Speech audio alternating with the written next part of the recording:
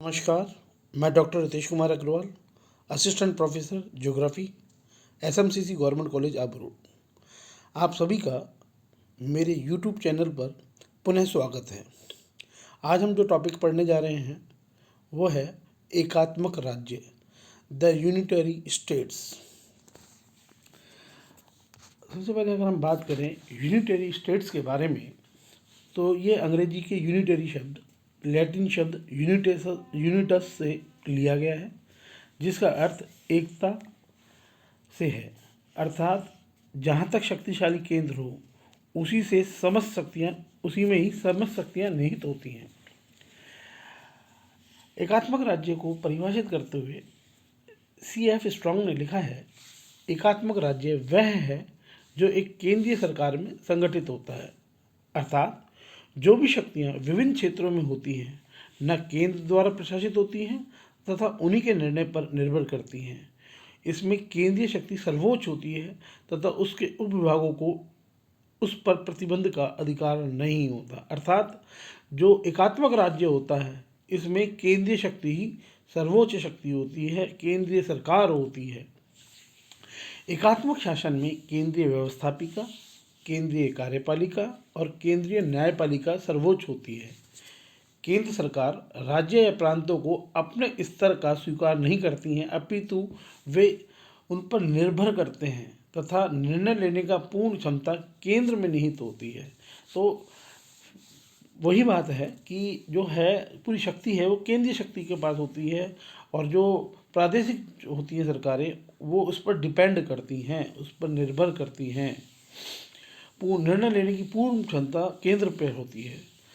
Britain, France, Denmark, Belgium, Holland, Spain, Norway, Sweden, Italy, Turkey, Afghanistan, New Zealand आदि में इसी प्रकार का शासन या सरकार हैं।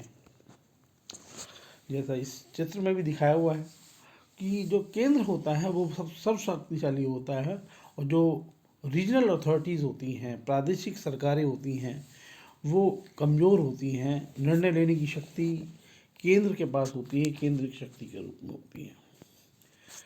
अब हम बात करें एकात्मक राज्य की विशेषताएं। एकात्मक राज्य की विशेषताओं के बारे में बात करें तो सभी राज्यों को केंद्र के अधीन करना है।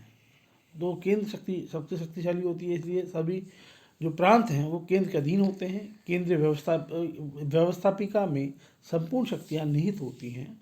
स्थानीय निकायों उप विभागों को केंद्र प्रशासनिक उत्तरदायित्व जो वह उचित समझता है सौंप देता है। यह छोटे राज्यों के लिए उपयुक्त होता है। तो एकात्मक राज्य जो व्यवस्था है वो छोटे राज्यों के लिए उपयुक्त होती है। इसे अधिक स्थिर माना जाता है, ये लचीला है एवं साधारण माना जाता है, जिसमें प्रशासनिक खर्च कम होता है। तो एकात्मक राज्य में जो प्रशासनिक खर्च है वो कम होता है अगर तुलना करें संघात्मक राज्यों की तुलना में। केंद्र में अत्यधिक शक्तियों का केंद्रीकरण से निरंकुशता की प्रवृत्ति का भय रहता है तथा राज्यों की समस्याओं अथवा विकास की अनदेखी भी होने की संभावना होती है। अगर हम बात करें, ब्लिज ने जो एकात्मक राज्य हैं उनकी 4 विशेषताएं बताई हैं। मुख्य रूप से ये छोटे राज्यों के लिए उपयुक्त होता है, तो जो बहुत विशाल राज्यों के लिए इतना उपयुक्त नहीं है जितना छोटे राज्यों के लिए उपयुक्त है। राज्यों का क्षेत्र संगठित होना चाहिए, अर्थात दूर दूर विभक्त नहीं होना चाहिए, मतलब फर्मेंटेड नहीं होना चाहिए, टुकड़ों में नहीं बटा हुआ होना चाहिए। राज्य एक संगठित होना चाहिए पूरा क्षेत्र। नंबर 3, ये राज्य अपेक्षाकृत सघन बसा होना चाहिए, मतलब राज्य सघन होना चाहिए बसा हुआ। और चौथी विशेषता, एकात्मक राज्य में एक ही मूल स्थल होना चाहिए। अगर एक से अधिक मूल स्थल वाले राज्यों के लिए एकात्मक राज्य कम उपयोगी होता है। तो ये एकात्मक राज्यों की विशेषताएं हैं। हम बात करें एकात्मक राज्यों का विकास और वितरण, तो विश्व में आज भी एकात्मक शासन वाले राज्य अधिक हैं, संघात्मक कम। बाकी देखने में ऐसा लगता है कि संघात्मक राज्यों की संख्या ज़्यादा होगी, लेकिन वास्तव में एकात्मक शासन वाले राज्यों का संख्या विश्व में वर्तमान में ज़्यादा है। अगर हम यूरोप की बात करें, यूरोप में अनेक राज्य हैं जो एकात्मक शासन व्यवस्था एकात्मक राज्यों के रूप में है। डेनमार्क में एकात्मक सरकार सफल है, लेकिन उसका आकार कटा फटा है। बेल्जियम यद्यपि संगठित आकार का देश है, परंतु सांस्कृतिक भिन्नता वहाँ बहुत पाई जाती हैं और कई मूल स्थल हैं, तब भी वहाँ पर एकात्मक शासन ही है। इटली भी एकात्मक राज्य है, किंतु लंबाकार आकार का है, तो लंबाकार आकार के होने के बाद भी इटली में एकात्मक राज्य है। सबसे महत्वपूर्ण जो बात है, अगर यूरोप की हम बात करें तो फ्रांस एकात्मक राज्य की आदर्श दशा रखता है। ये सवाल कई बार जो है प्रतियोगी परीक्षा में भी पूछा गया है कि कौन सा राज्य आदर्श दशा रखता है, तो फ्रांस एकात्मक राज्य की आदर्श दशा रखता है, जो संगठित है, एक मूल स्थल से युक्त है, सघन जनसंख्या वाला राज्य है, यूरोप के सभी एकात्मक दशाएं रखता है। नेक्स्ट हम बात करें लैटिन अमेरिका की, तो जो लैटिन अमेरिका में सभी मध्य अमेरिकी देशों में एकात्मक सरकारें हैं। दक्षिण अमेरिका में कोलंबिया, इक्वेडोर, पीरू, चिली, बोलिविया, पैराग्वे, इनमें सब में एकात्मक राज्य हैं ये सब। अफ्रीका की बात करें तो अफ्रीका में मध्य पूर्व के राज्य एवं अरब देशों में भी एकात्मक राज्यों का स्वरूप है। नाइजीरिया यद्यपि ब्रिटिश उपनिवेश था, किंतु उसमें संघीय शासन अपना है। बाकी अधिकतर अफ्रीकी देशों में एकात्मक राज्य हैं। एशिया में चीन एकात्मक शासन है। एशिया में चीन में एकात्मक शासन है। चीन वास्तव में विश्व का सबसे बड़ा एकात्मक राज्य वाला राज्य है। सब मतलब एकात्मक शासन वाला, एकात्मक सरकार वाला सबसे बड़ा राज्य चीन है। ये भी प्रतियोगी परीक्षा की दृष्टि से महत्वपूर्ण तथ्य है। दक्षिण पूर्वी एशिया में मलेशिया के अधिक सभी राज्य एकात्मक राज्य हैं। तो मलेशिया का जरूर ध्यान रखें, मलेशिया में संघात्मक राज्य है, बाकी दक्षिण पूर्वी एशिया में सभी एकात्मक राज्य हैं। अफगानिस्तान, श्रीलंका, पाकिस्तान में भी एकात्मक राज्य हैं। अनेक द्वीपों जैसे इंडोनेशिया, फिलीपींस में भी एकात्मक शासन है।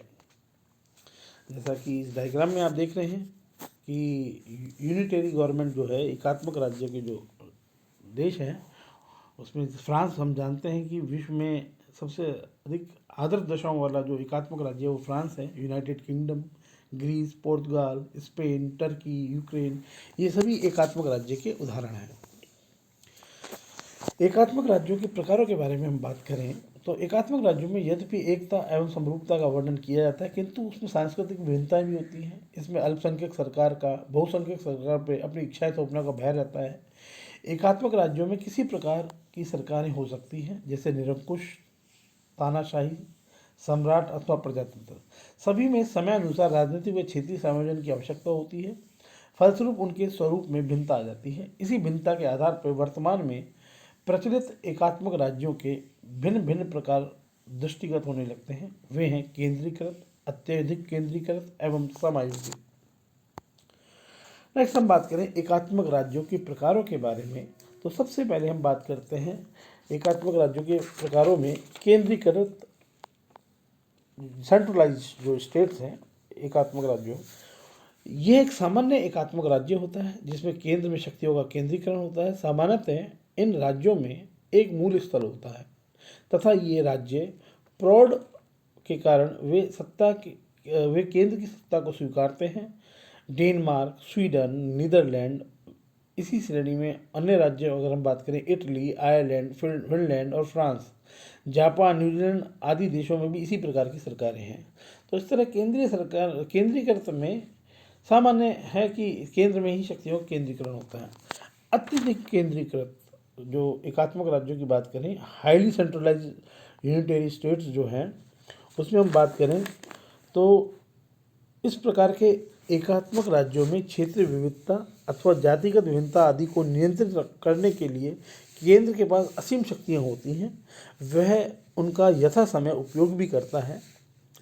इसमें तीन प्रकार के राज्य, सोवियत संघ, तीन प्रकार के राज्य, साम्यवादी देश, एक पार्टी के प्रभुत्व वाले देश व तानाशाही, ये सभी शामिल होते हैं। साम्यवादी देशों में सोवियत संघ और यूगोस्लाविया संघीय राज्य हैं, किंतु अन्य देशों में एकात्मक शासन है।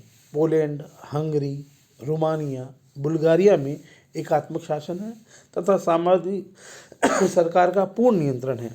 चीन विश्व का सबसे वृहद एकात्मक राज्य है जहाँ साम्यवादी शासन है। अन्य देश जैसे पुर्तगाल, स्पेन, पैराग्वे, ग्वाटेमाला, इथोपिया, घाना, ईरान, इंडोनेशिया आदि में भी साम्यवादी सरकार नहीं है, किंतु केंद्र अत्यधिक शक्तिशाली है। अनेक अफ्रीकी और एशियाई देशों में शक्ति किसी एक व्यक्ति के अधिकृत कर ली है, वह तानाशाही स्वरूप उभर कर आता है। अतः ऐसे राज्यों में अत्यधिक केंद्रीकरण मिलता है सत्ता का। और तीसरा प्रकार जो है समायोजित एकात्मक राज्य, एडजस्टेड यूनिटरी स्टेट्स। ये जो तीसरी श्रेणी है में वे एकात्मक राज्य हैं जहां विभिन्न समूह या क्षेत्रों को समायोजित कर अधिकारों को उनको अनुरूप परिवर्तित कर दिया गया। मतलब एक दूसरे का ध्यान में रखते हुए, राज्यों को, प्रांतों को ध्यान में रखते हुए अधिकारों को परिवर्तित किया गया है। इसका सर्वोत्तम उदाहरण ग्रेट ब्रिटेन का है, जहां विकेंद्रीकरण द्वारा ही समायोजन किया गया है। तो समायोजन का सबसे श्रेष्ठ उदाहरण ग्रेट ब्रिटेन का है। यहाँ स्कॉटलैंड के निवासी असंतुष्ट रहते हैं, यहाँ वेल्स और स्कॉटलैंड की राष्ट्रीय भावना को समायोजित किया गया। तो समायोजन के द्वारा ही एकीकृत राज्य स्थापित किया गया है। तो इस प्रकार एकात्मक राज्यों के तीनों प्रकारों हैं: केंद्रीकृत, अत्यधिक केंद्रीकृत व समायोजित एकात्मक राज्य। धन्यवाद। इसी प्रकार मेरे वीडियो को देखने के लिए मेरे चैनल को लाइक करें, सब्सक्राइब करें। धन्यवाद।